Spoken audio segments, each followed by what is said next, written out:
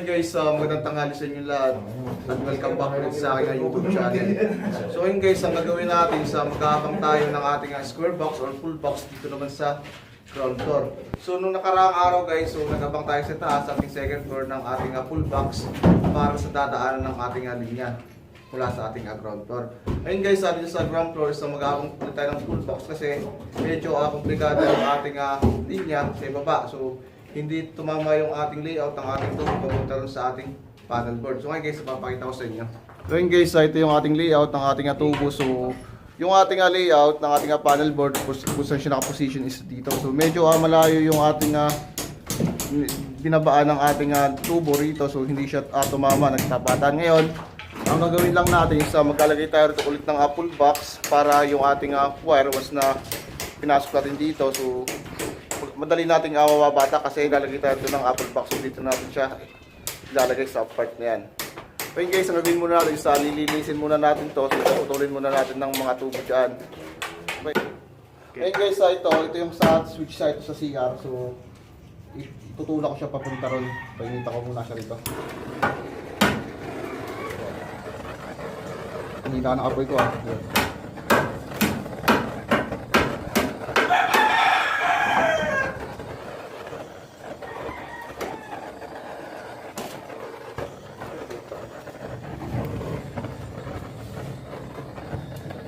susunod na pati apoy.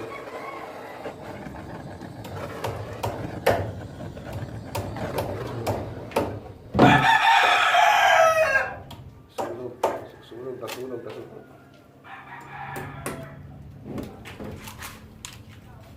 Para sa tayo siya ito. Tubig yan. Sana ka. Yan, busog nyo na yan. Init sa sanin ko siya. Saan muna natin siya dito. Ayan. Salamat. Itatawag sa iyo. Pero may parang sabi na.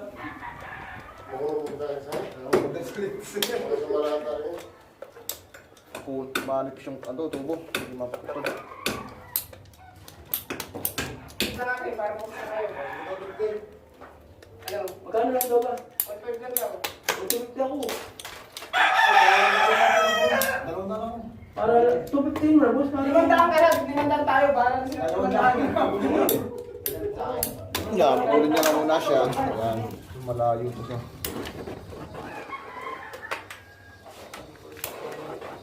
Pag ganun, may na yung aking apoy.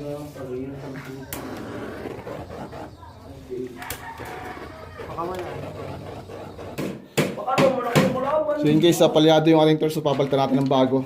Ayan. So ito, bago to guys. Na-order ko siya sa Lazada. Ngayon subukan natin. Bukas agad pala yan. Ayan, so subukan natin kung maganda siya. Ayan. Ito na gamitin, maganda eh. Ayan, okay tayo, let's go tayo.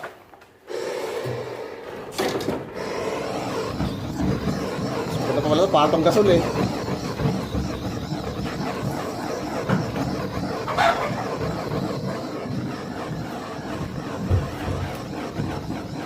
Ayan, maganda ito.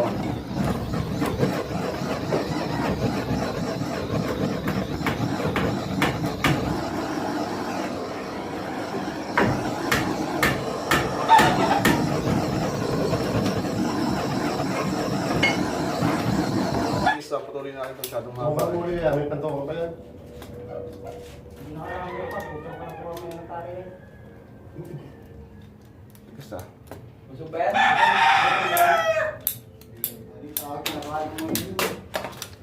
Mag-ingat ka tayo.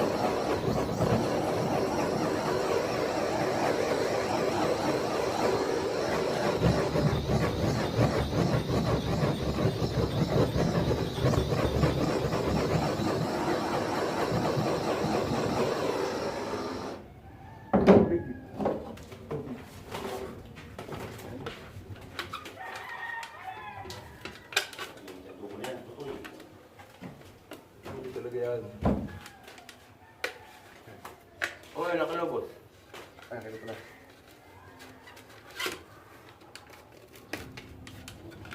Kalabot. Kilo. Yan. Lumapan. Nagpas pa ko na, nasig pa. Ito. Yung painita ito. Okay na siya. So, pinutulan ko kanina, gawa na masyadong mahaba yung ating rito tubo. So, kailangan na medyo didikit ko na rin kasi hindi naman ganun kalayo yung ating daanan ng tubo. Kasi itong mga tubo rito halos dikit na. Kaya dinikit ko na rin yung ating pull box dito. Okay, so ito okay na to guys. Tulak na natin ng konti.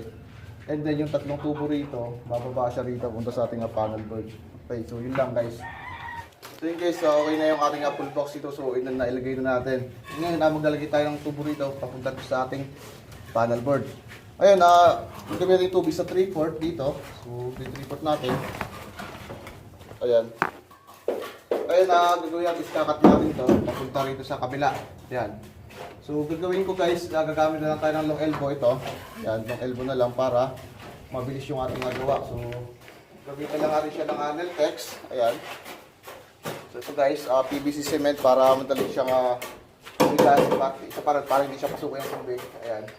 So, lagyan lang natin to. Ayan. Hindi lang siya guys. Ayan. Ayan. Ayan, ito yung ating PVC. So, pasok natin dito. Ayan. Ayan. So, ayan na siya. Ayan. Ayan guys, dito. So, yung ating linya na tubo is tiniktik ko na rin ito. Pinatiktik ko na kanina ito kung makikita nyo. Guys, pinatiktik ko na yung ating block. Pinatanggal ko lang yung ating kasama yung palaman papunta rito sa ating panel board. So dito ko na guys ibababa yung ating tubo para diretso na pagkabit natin ang panel board. So ayan. Ayan guys, gamit tayo nito ng elbow. So ito siya guys. Ayan. So ito siya. Ayun, yung sukat natin ito. So dito lang siya. Kunin natin siya dito. Ayan. Kalipin natin. Ayan. Ayan siya guys. Ayan, so yan. Push yung siya rito. Pasok natin siya. Ayan. So, okay na rin ito guys. Ngayon, yung isa naman. Kabit ulit tayo ng elbow. Ito. Ayan. Ganun ulit gagawin natin. Papa ulit dito. Ayan, so tapos dyan, ayan. Huwag tayo supat. Ayan, mga ganito. Ayan.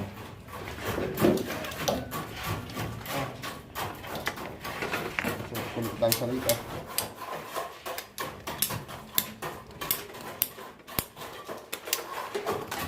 So guys. Ngayon gawin natin, itali natin dito sa bakal itong ating PVC para hindi siya gumalaw. Itali natin ito dalawa.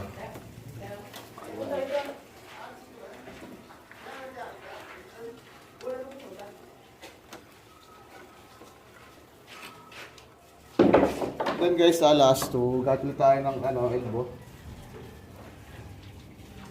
Yung elbow, ayan. Tapos pasok mo dito. Ayan, so yun. Kuha tayo sukat. Ayan.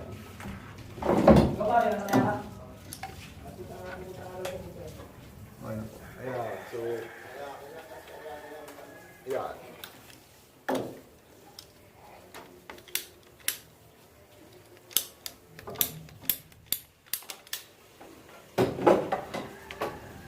Siya guys, ayan.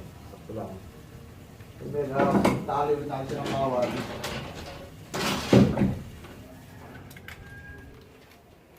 Ayan, sama-sama yung tatlo para lang kumalaw. So, ayan siya guys.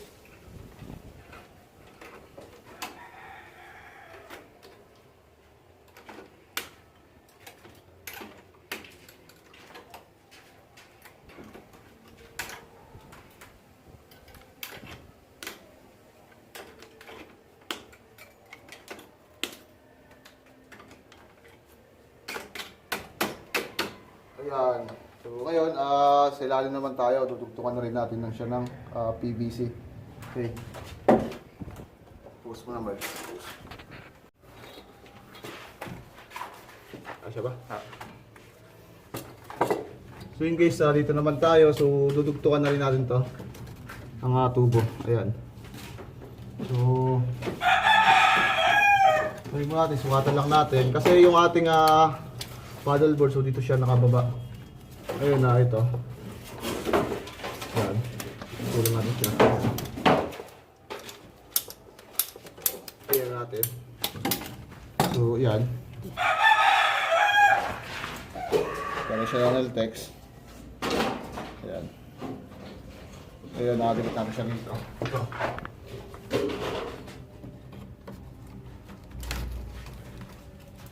Yan, so, okay guys. Kumaya, ano natin siya, ipito ng pakot.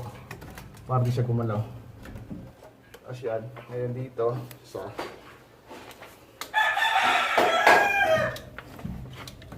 natin siya rito, sukatan ulit natin. Ayan. Mali yung haba, putol.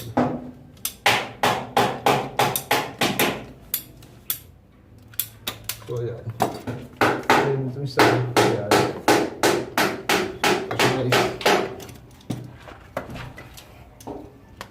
Tulis natin siya dito.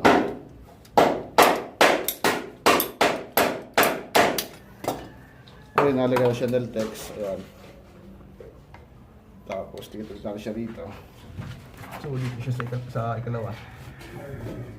Ayan. So, okay na siya guys. Yung last, ito.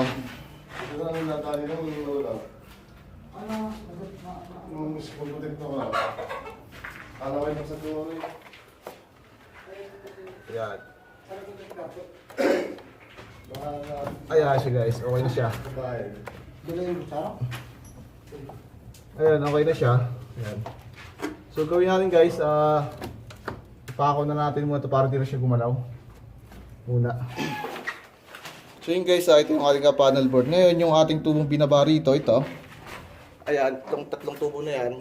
Ayun, dito natin siya ilalagay. Ayan. So tatanggalin lang natin yung ano ng ating panel board yan.